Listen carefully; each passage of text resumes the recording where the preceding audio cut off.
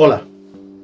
Entre los compañeros Manuel Cabecera, Eusebio Pardo y quien les habla, Victoriano Hernández, vamos a tratar de la vida de un personaje que fue pieza importante para la fundación de la colonia Augusta Emérita. Marco Vipsanio Agripa. Uno de los aciertos mayores que tuvo Augusto fue el saberse rodear de hombres de su absoluta confianza. Estos no pertenecían a la máxima nobleza de Roma. Los ascensos siempre estaban dirigidos por Augusto en base a los méritos, no a la pureza de su sangre. Entre estos sobresale Cayo Mecenas y Agripa. Llegó a ser el amigo íntimo, el consejero y la persona en la que delegó todo el poder militar. Plinio decía que el nombre de Agripa venía a ser el nacido con los pies adelante. Provenía del seno de una familia del entorno rural de cierta riqueza, perteneciente al orden ecuestre. Agripa se casó 3 veces. Su primer matrimonio nació Vipsania, la que fuera la primera esposa de Tiberio, el que llegó a ser el segundo emperador de Roma. En el segundo matrimonio nació otra hija. Mecenas, el amigo de ambos, le dijo a Augusto con respecto a Agripa: «Lo has hecho tan poderoso que debes convertirlo en tu yerno o ser asesinado». Efectivamente, lo convirtió en su yerno, pese a la diferencia de 24 años de edad que tenía con respecto a Julia. Le supuso a Agripa el pertenecer a la familia de los Julios y también el reconocimiento como heredero del príncipe Augusto. A le supuso un verdadero disgusto con respecto a Livia, ya que ésta quería que ese casamiento se hubiera realizado con Tiberio, su hijo. Tuvieron 5 hijos, Cayo y Lucio. Estos fueron adoptados por su abuelo Augusto. Posteriormente nació Agripina, Julia y como último fue Agripa póstumo. No llegó a conocer a su padre debido a que unos meses antes había fallecido a la edad de 51 años. A través del casamiento de su hija Agripina con Germánico, el nieto de Livia, su descendencia se mezcló con la familia Claudia, convirtiéndose en abuelo de Calígula y bisabuelo de Nerón. Fue militar, político, arquitecto, ingeniero, cartógrafo y escritor, o sea, un verdadero humanista del mundo antiguo. Como patrono de Augusta Emérita, la ciudad, reconociéndole todos esos méritos, pues le ha concedido el nombre de una calle, así como una gran figura ecuestre que se encuentra situada en las abadías.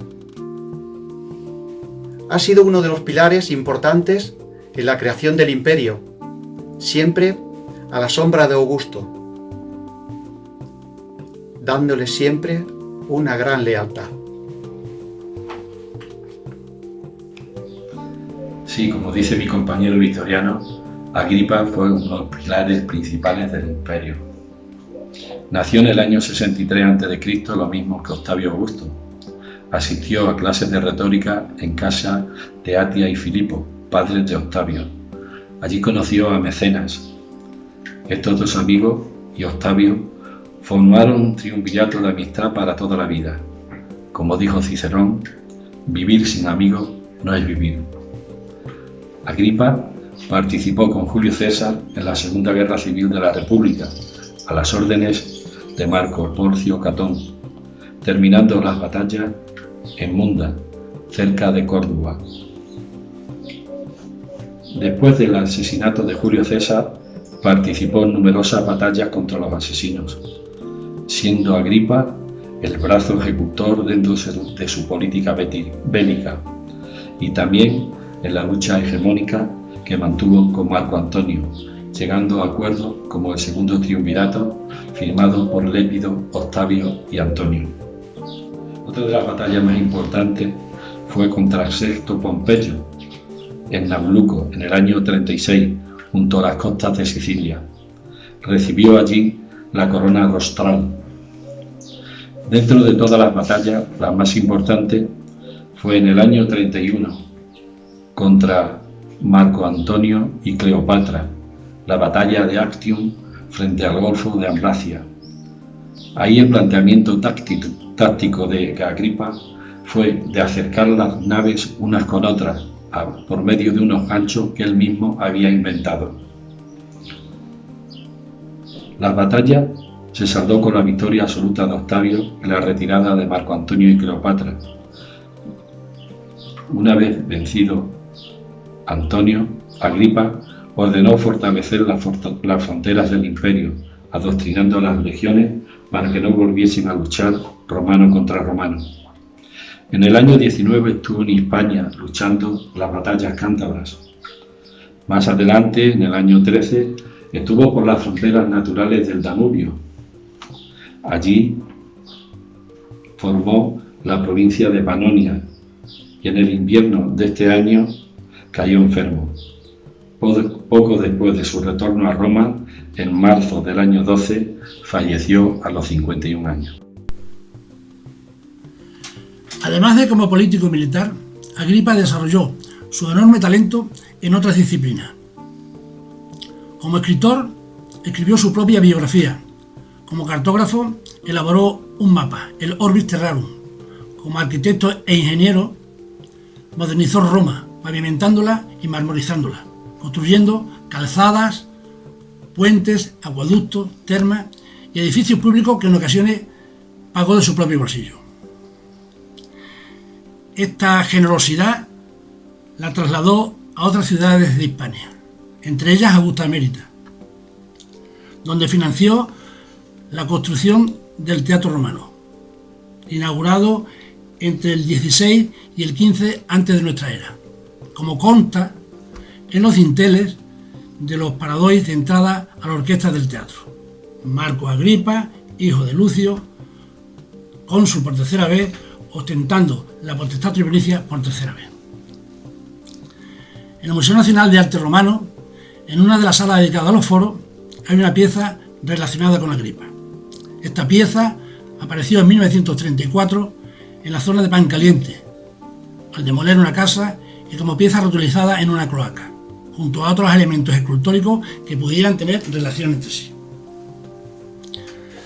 La pieza fue trasladada al almacén del teatro y posteriormente en 1943 se trasladó al Museo de la Plaza de Santa Clara por la mediación del entonces director don José Álvarez Sáez de Beruaga. Esta pieza, como otras que aparecen en Mérida, aparece fuera de contexto, es decir, en un lugar distinto para el que fue creada. La pieza está formada por 3 fragmentos con 6 personajes representando la escena. En el primer plano, el oficiante, en este caso Marco Agripa, como patrono de la colonia Augusta en el momento de la fundación a la que es posible que asistiera en primera persona. Hay algunas dudas, pero los investigadores, más temprano que tarde, se encargarán de encontrar la evidencia de la existencia de Agripa en la ciudad, en la colonia. En el mismo plano que Agripa aparece la flaminica o sacerdotisa. Tiene el pelo recogido en la nuca y sujetado en la cabeza por una diadema. Porta en la mano una cajita o cofre que contendría el incienso para el sacrificio. Delante de ello, como vemos, hay una mesita circular con 3 patas, 2 detrás y una delante. Arriba en el ángulo superior derecho, encima de Agripa, aparece el victimario. Está desnudo, tiene el torso desnudo y da la sensación de que agarra con la mano la brida de lo que puede ser el animal a sacrificar. Que en el caso concreto de este sacrificio, que debió ser muy importante, era la fundación de la ciudad, pues debía haber más sacrificio de animales. En este caso aparecería el cerdo, la oveja y el toro, la suove taurilia. En el mismo plano que el victimario vemos al músico, el tíbice, tocando la flauta de doble caña. Otros dos personajes, uno puede ser el que llevaría la orza para el líquido de la libación, y el otro podría ser el mantenedor del fuego, un magistrado o un acompañante de la pompa. Este relieve debía estar localizado en un monumento decorativo en la zona del foro de la colonia, más probablemente en el pórtico del foro, donde sería parte de un altar o ara monumental dedicado a la providencia. En esta zona aparecieron también en su momento el grupo de Eneas, los Clípeos y los Togados, dentro del programa de culto imperial ideado por Agripa y Augusto, y que además perduró en el tiempo. Están datados aproximadamente en el siglo I después de Cristo, la terminación del mandato de Claudio y el principio de Nerón.